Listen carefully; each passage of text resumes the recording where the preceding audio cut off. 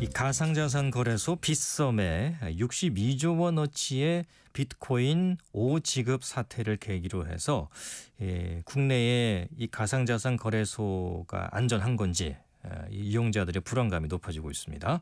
한밤의 경제친구 고란지교에서 이 문제 좀 자세히 진단해 보겠습니다. 고란 경제 전문 기자 나오셨습니다. 안녕하십니까? 네, 안녕하세요. 예.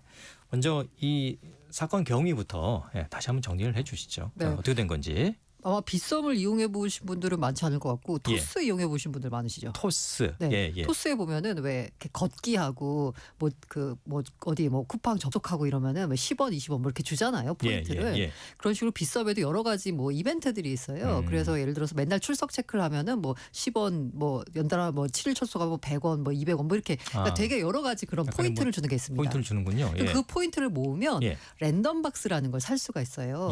그 포인트가 1포인트당 1원 정도 가치를 하거든요. 현금 거기 입금을 해서 사도 되고 보통 그 포인트를 모아서 이제 그걸 많이 사거든요. 이 랜덤 박스라는 건 박스인데 이 1000포인트짜리로 이제 그 랜덤 박스 하나 사면 그 랜덤 박스를 열면 1000원 이상의 뭔가가 나와요. 네. 그러니까 무조건 사는 게 이득이에요. 지금 아이들이 좋아하는 그 선물 박스 랜덤 박스군요. 그야말로. 저도 요거 몇 번 사봤거든요. 그래요? 근데 이제 이게 워낙 인기가 많다 보니까 품절이 됐었는데 저도 아쉽게도 열렸었나 봐요. 이때.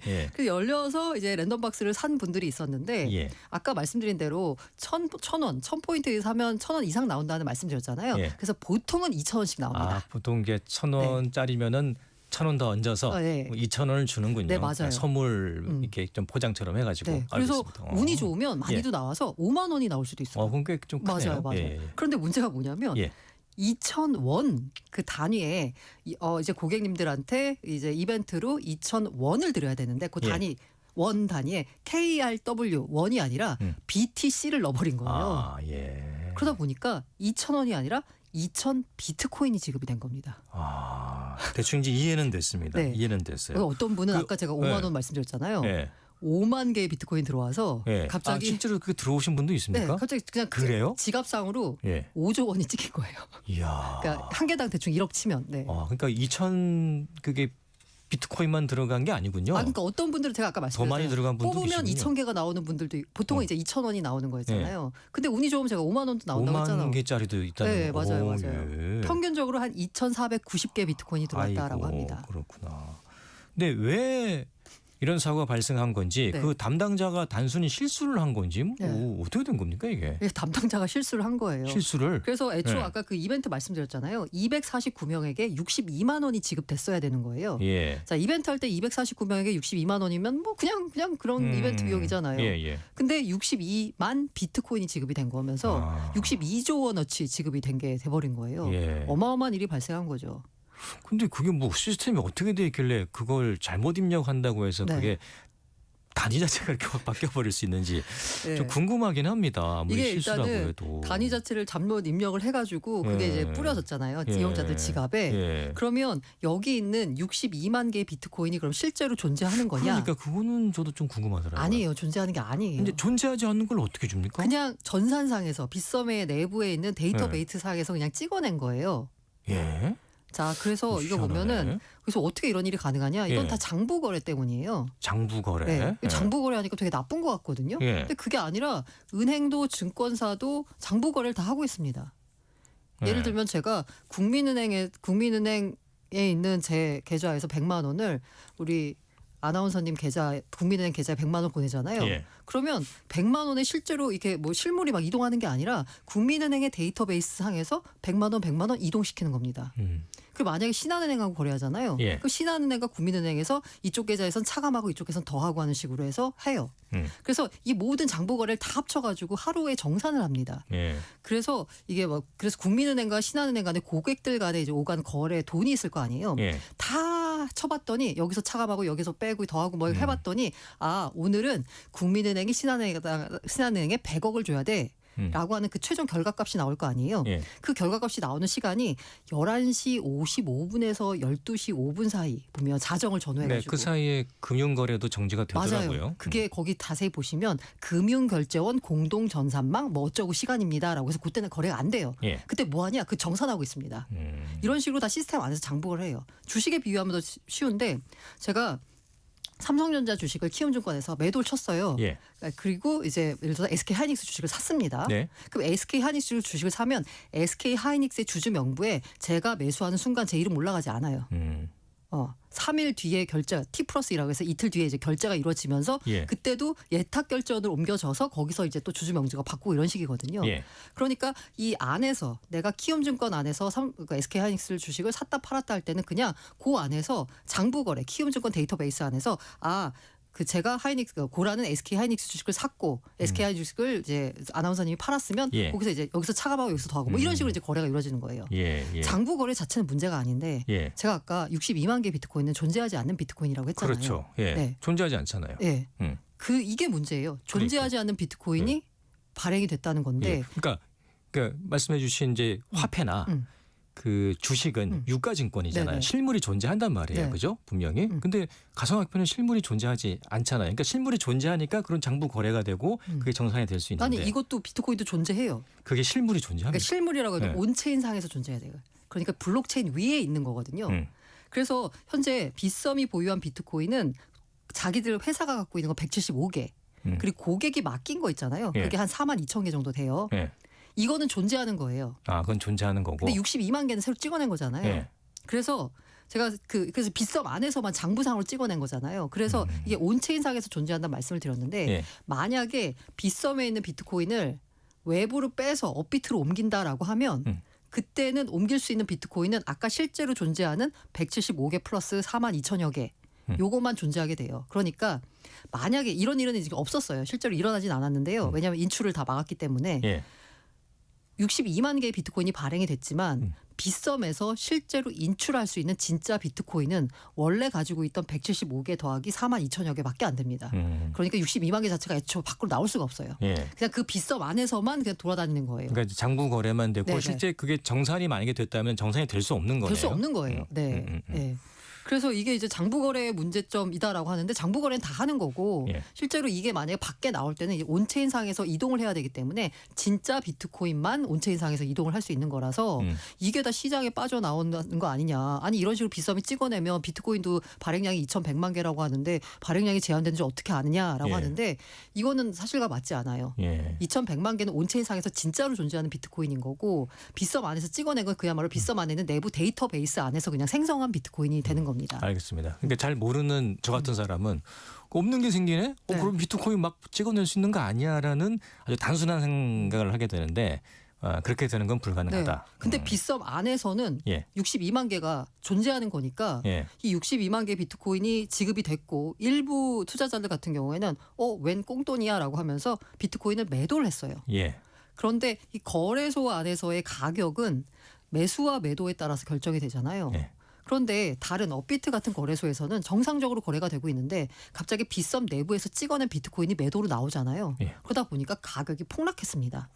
빗썸에서만 폭락했어요. 아, 다른 거래소는 영향이 괜찮고. 없었고요. 네. 그래서 한때 이제 빗썸에서 비트코인 가격이 8,100만 원 선까지 떨어지기도 했어요. 확 떨어졌네요. 네, 다른 정상적인 거래소보다 한 15% 정도 낮게 거래가 되는 일이 발생했습니다. 예. 그게 이제 가상자산 특히 이제 비트코인이 거래소마다 다르게 거래될 수도 있는 그게 거군요. 이제 생각을 해보시면 예. 우리가 업비트 빗썸 떠올리면 딱 떠오르는 게 이미지는 삼성증권, 키움증권, 증권사를 떠올리잖아요. 그 증권사는 다를 수가 없잖아요. 일반적으로 왜냐하면 같은 주식이라면. 그러니까 이렇게 느낌이 왜냐하면 우리가 증권사 들어가서 주식 매수 주문 매도 주문 내잖아요. 예. 우리가 근데 코인 살 때는 업비트 들어가서 매수 주문 매도 주문 내잖아요. 그러니까 업비트가 증권사라고 생각을 하세요. 근데 아니에요. 아니다. 업비트는 거래소예요. 그러면 주식시장에서 거래소는 뭐냐? 지금 넥스트 트레이드가 생기긴 했지만 예. 한국 거래소 KRX 단 하나가 있어요. 그렇죠. 그래서 삼성증권의 가격, 예를 들어서 삼성전자의 가격은 삼성증권이나 키움증권이나 다 똑같아요. 왜? 한국 거래소 가격이니까. 그런데 아까 말씀드린 대로 비트코인의 가격은 빗썸도 거래소고 업비트도 거래소예요. 거래소마다 가격이 다른 거죠. 예. 그래서 아까 제가 가격 차이가 발생했다라는 미국하고도 다를 수 있는 거고. 그렇죠. 코인베이스 다르고 바이낸스 다르고 다 달라요. 예. 다만 이 가격이 다르면 아비트라지 거래라고 해가지고 똑같은 비트코인인데 한쪽에서는 싸게 팔리면 싼 거 사다가 비싼 쪽에 팔면 되잖아요. 그렇죠, 맞아요. 이게 지금 이제 우리 사람이 하는 게 아니고 기계적으로 이루어집니다. 그래서 가격이 대충 비슷한 수준으로 맞춰져요. 그리고 글로벌 가격을 이제 따라가는 경향이 있거든요. 예. 그런데 아까 말씀드린 빗썸은 빗썸 내부 사정 때문에 가격이 괴리가 생기는 일이 발생을 한 거죠. 예. 그래서 그것 때문에 이제 피해를 본 사람들이 있다. 당연히 피해를 본 사람들이 예. 있죠. 근데 너무 떨어지니까 너 이거 팔아야겠는데 하고 파는 사람도 있었을 거고. 그리고 그 뭐죠? 그 자동으로 이게 팔리는 강제 청산이라는 것도 있다면서요. 네. 뭐 그런 게 있다면서요. 일단 첫 번째 피해는 네. 죄송합니다. 그 사고가 발생한 시간이 2월 6일 오후 7시 30분부터 45분경이에요. 요 15분 사이에 이제 발생을 했고요. 이때 아까 말씀드린 대로 글로벌 시세는 그게 아닌데, 그러니까 업비트 시세는 그게 아닌데 빗썸에서만 비트코인 가격이 떨어진 거예요. 그러면 가격이 떨어지니까 사람들은 뭐야? 이거 어떻게 무슨 일 생긴 거 아니야?라고 하면서 매도를 하신 분들이 있을 거 아니에요. 예. 그런데 그 매도한 그 매도 가격이 글로벌 시세와는 다르게 훨씬 더 현저히 낮은 가격에 매도를 하신 거 아니에요. 그렇죠. 그러면 그 사이에 차액이 생길 거 아니에요. 예. 그 차액 부분에 대해서는 업비트가 차액과 10%를 더해가지고 보상을 해준다라고 빗썸이 했어요. 물어주겠다. 빗썸 죄송합니다. 빗썸이. 예. 빗썸이 물어준다고 했습니다. 예. 그래서 이제 그 판 분들에게 요거 어쨌든 이분은 본인들의 의사와 근데 본인이 매도를 의사하긴 했지만 하지만 잘못된 정보에 가격으로, 의한 맞아요. 매도니까. 맞아요. 잘못된 가격으로 매도를 한 거잖아요. 그래서 예. 총 110% 보상을 해주기로 했고요. 예. 데이터 검증 후에 자동으로 지급될 예정이라고 합니다. 예. 근데 요거 관련돼 가지고 또 불만을 제기하신 분들 어떤 분들이 있냐면 야, 나 원래 매도 안 할 거였는데 갑자기 가격 하락이 나오니까 나는 야, 이거 뭔가 일이 생겼다라고 해서 매도를 한 건데 알고 봤더니 이게 뭔가 뭐 시장에 일이 생긴 게 아니라 빗썸의 문제 아니었냐. 빗썸의 잘못된 가격 정보 때문에 내가 매도를 한 거니까 나는 차익 필요 없어. 그냥 원래 비트코인으로 돌려줘라고 하는 분들도 있대요. 아, 그래요? 요거는 이제 조금 더 지켜봐야 되는 거고 예. 그리고 요거 규모가 총 한 10억 정도 된다라고 합니다. 이런 10억. 분들. 네. 예. 그 차익 보상 하면은 근데 이제 또 나온 게 뭐냐면 아까 말씀 강제 청산. 강제 청산. 네. 이게 뭐냐면 주식도 뭐 그런 건 네, 있잖아요. 맞아요. 예. 그러니까 빗썸에 랜딩 플러스 코인 담보 대출이라는 게 있거든요. 주식 담보 대출 있잖아요. 그쵸. 주식을 담보로 맡기고 대출 받아서 예. 투자하는 거 이런 예. 식이죠. 예. 마찬가지로 비트코인을 담보로 맡기고 그 이제 스테이블 코인을 대출을 받아요. 그걸 가지고 이제 또 다른 투자를 하시는 거죠. 예. 네. 요런 분들이 있으면 담보로 맡긴 게 비트코인이잖아요. 근데 이 담보 가치가 떨어졌어요. 예. 그럼 어떻게 되나요? 자동 청산이 일어나 버립니다. 그러니까 본인 자동 의지와 매도가- 상관없이 본인 자동으로. 의지와 나에서 상관없이 이게 담보 가치보다 이 청산 그 저기 대출에 간 가치가 더 커지면 네. 이게 그 거래소 입장에서는 이걸 당연히 받아야 되는 거죠. 증권사도 마찬가지고. 예. 증권사에서 보자면 담보 비율 내려갔다고 돈을 더 넣든지 주식을 팔든지 하라고 왜 전화 오잖아요. 예. 마찬가지 일이 벌어진 거죠. 이런 분들 보니까 이게 한 64명 정도, 64건의 강제 청산 사례가 있었대요. 그래서 요것도 관련돼 가지고 청산 이전 수준으로 잔고를 복원시키는 방식을 취하는 식으로 피해자 보상을 할 거다라는 얘기가 나오고 있습니다. 예. 추산 피해액은 한 최소 수억 원 이상인데 아직 정확한 집계는 안 됐는데요. 이런 분들에 대해서도 네, 뭔가 보상안을 마련하겠다라는 예. 게 빗썸 측의 입장입니다. 알겠습니다. 그 파신 분들 있잖아요. 네. 현금으로 파신 분들. 네. 그 아직까지 다 못 돌려받았다면서요. 빗썸 측에서. 그래서 예. 62만 개의 비트코인이 지급됐다라고 했잖아요. 그중에 99.7%는 바로 회수했어요. 그리고 한 1,700여 개가 이제 매도가 일어난 거 있는데 그 매도된 부분에 있어서는 다 이제 회수를 했고요. 안 된 게 125개 상당입니다. 예. 125개 상당 가운데 30억 정도는 이거를 비트코인을 팔아서 예. 현금으로 바꾼 다음에 탈출을 해버렸나? 인출하신 분이 계세요. 아, 돈을 아예 돈을 아예 빼신 분. 뺐어요. 예. 네, 그 이제 연결된 계좌 은행 계좌 있거든요. 그 은행 계좌를 뺀 분들이 한 30억. 예. 그리고 한 100억 정도는 비트코인을 팔아서 요 돈을 가지고 다른 알트코인을 사신 분들이 있어요. 예. 이렇게 이제 현금으로 뺀 30억, 그 다음에 요걸 알트코인을 산 분들 100억. 근데 요 분들 한 130억 상당이 나는 못 주겠다 이러고 이제 버티고 있는데 지금 빗썸 측에서는 그 고객과 협의를 해서 예. 잘 돌려받도록 하겠다라는 입장입니다. 법적으로는 문제가 될 수도 있지 않습니까? 네, 어떻게 보면? 맞습니다. 예. 일단 그래서 빗썸이 사실 취할 수 있는 조치가 예. 만약에 이 알트코인 같은 경우에 어쨌든 그 빗썸이라는 그 거래소 안에 있잖아요. 예. 그 때문에 이거를 이제 컨트롤하려면 컨트롤할 수 있는 상황입니다. 예. 고객과 어쨌든 자기들이 이거를 더 이상 뭐 매매를 못하게 지금 현재 계좌를 이제 정지시키고 이제 뭔가 컨트롤할 수 있어요. 문제는 30억은 그냥 뺐잖아요. 예. 그럼 이건 지금 현재 빗썸에 남아 있지 않아요. 그 연결 계좌가 국민은행이거든요. 국민은행에 있어요 지금 돈이. 예. 예. 그러면 이 원래 정상적으로 진짜 돈을 받아내려면 이 국민은행 해당 계좌에 대해서 지급 정지를 신청하면 되거든요. 예. 그런데 아직까지 빗썸 측은 지급 정지는 신청하지 않았대요. 좀 더 설득을 해보겠다. 네, 설득을 해보겠다는 입장이고요. 이제 버티면 된다라는 부분이 있는데 이게 사실 그 법률 그 변호사들 이제 얘기를 들어보면 이게 형법상 형사상 횡령, 배임 등을 물을 수 있냐 이 부분에 대해서는 약간 의견들이 엇갈리더라고요. 예. 된다는 분들도 있고 안 된다는 분들도 있고. 그거는 그런 판례가 없기 때문에. 네, 예. 좀 애매한 부분이 있어요. 예. 그런데 민사상으로 무조건 돌려줘야 되는 건 맞다라고 민사상으로는 합니다. 맞다. 예. 알겠습니다. 좀 할 얘기가 많은데. 죄송합니다. 좀 뭐부터 해야 되나? 이게 불안하잖아요. 아무튼. 네네. 예, 저는 뭐 가상자산을 잘 모르는 네네. 사람이긴 한데 이게 뭐 이렇게 되면 이거 뭐 불안해가지고 투자하겠어? 뭐 이런 생각이 얼핏 든단 말이에요. 네네. 왜 어떻습니까? 괜찮은 겁니까 이거? 일단은 그 이제 시스템 내부 통제 시스템이 없었다는 부분이 문제라서 이번에 네. 다 내부 통제 시스템을 갖추도록 했어요. 네. 거래소가 갖고 있는 코인 수량보다 현저하게 높은 거래량이 발생했을 때 이상 거래를 탐지해가지고 이거 뭔가 문제 생긴 거 아니냐라는 시스템이 그 이제 경쟁사인 업비트 주장에 따르면 본인들은 있다라고 해요. 5분마다 코인 수량과 거래량을 점검을 해가지고 이상이 있는지 없는지를 점검한다라고 하는데 빗썸 측은 문제가 뭐냐면 이런 시스템 자체가 없었다는 거. 예. 그리고 아까 제가 담당 직원이 마케팅 담당 직원이 KRW를 BTC로 입력을 해도 그 위에서 뭔가 결제하는 결제선이 있을 거 아니에요. 그 이중 그 뭔가 점검이 없었다는 부분 이런 부분이 미흡해서 그러네요. 뭔가 이게 하면서 위에서 또 맞아요. 이렇게 스크린을 해줘야 네, 되는데 맞아요, 그게 없었다는 거네요. 네네. 와. 그래서 이제 금융회사 수준에 준하는 내부 통제를 이제 강화하겠다라는 게 그러니까요. 금융당국의 입장인 거고요. 네. 근데 이런 일이 뭐 옛날에 삼성증권에도 있었어요. 예전에 비슷한 일이. 있었죠, 맞아. 네, 유령 그때 주식 난리 사태. 났었죠 네. 그때. 예. 그래서 그때 이후로 증권사에도 다 아까 말씀드린 내부 통제나 이런 이상 감지 시스템이 다 도입이 됐거든요. 예. 지금 이제 그 코인 시장에서는 이제 도입이 되는 단계에 있는 거죠. 예. 근데 걱정하신 분들이 있었는데 일단은 그 비트코인 가격 아까 말씀드린 대로 빗썸에서만 발생했던 거래량이고요. 62만 개가 밖으로 나오면 없는 코인 찍어낼 수 있는 거 아니냐라는 부분에 있어서는 말씀드린 대로 이게 온체인상으로 나갈 때는 62만 개가 나갈 수가 없는 그거는 그냥 말 그대로 없는 비트코인이기 때문에 그런 부분은 걱정 안 하셔도 되고요. 그런데 만약에 이런 부분이 있습니다.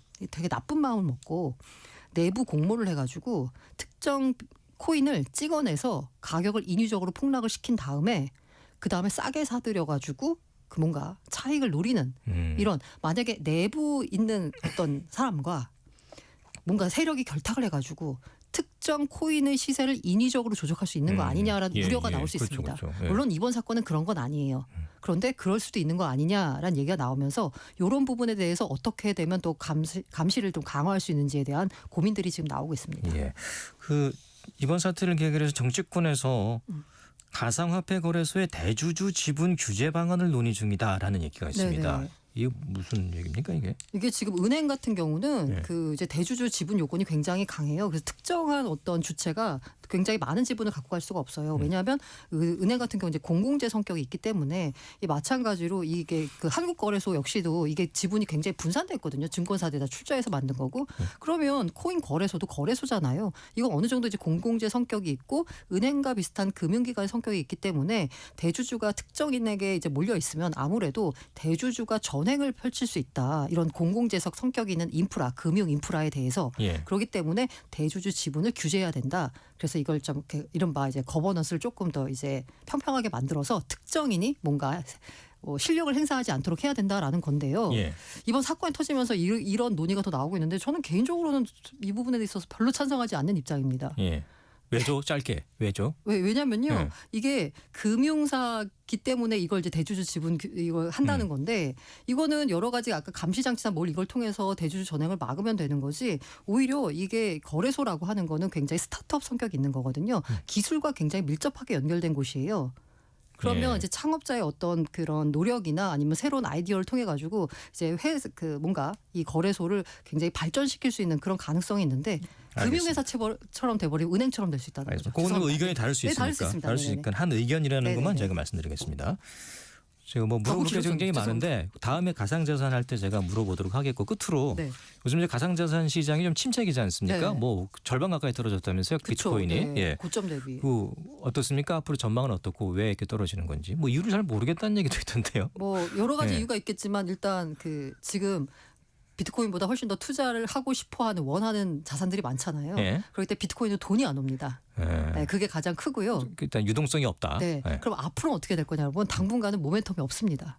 크게 뭐 이렇게 좀 상승 모멘텀이 네, 맞아요, 없다. 맞아요. 예, 예. 그런 모멘텀이 나오기까지 당분간은 횡보할 것 같다라는 게 전문가들 대체적인 전망이거든요. 예. 네, 그렇기 때문에 투자에 참고하시길 바랍니다. 예, 알겠습니다. 가상자산은 한 번 더 저희가 시간을 만들어서 네. 제가 궁금한 점들도 좀 있고 해서 그때 한번 여쭤보도록 하겠습니다. 오늘 여기까지 듣죠.